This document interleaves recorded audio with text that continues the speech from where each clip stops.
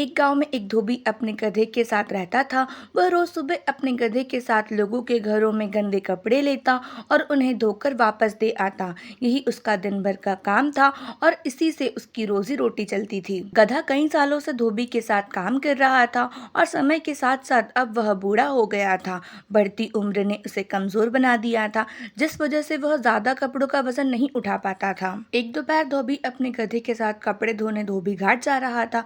धूप तेज थी और गर्मी की वजह से दोनों की हालत खराब हो रही थी।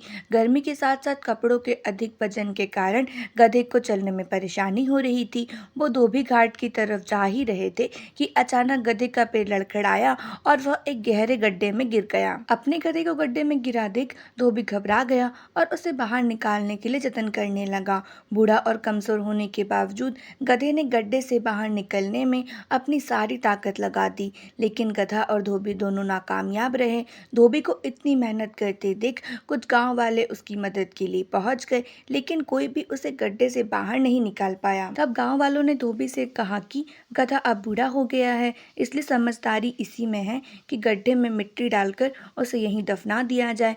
थोड़ा मना करने के बाद धोबी भी इस बात के लिए राजी हो गया। गांव वालों ने फावड़े की मदद से गड्ढे में मिट्टी डालना शुरू कर दिया। जैसे ही गधे को समझ आया कि उसके साथ क्या हो रहा है तो वह बहुत दुखी हुआ और उसकी आंखों से आंसू निकलने लगे। गधा कुछ देर चिल्लाया, लेकिन कुछ देर बाद चुप हो गया। अचानक धोबी ने देखा कि गधा एक विचित्र हरकत कर रहा है। जैसे ही गांव वाले उस पर मिट्टी डालते, वह अपने शरीर से मिट्टी को नीचे गड्ढे में गिरा देता और उस मिट्टी के ऊपर चढ़ जाता।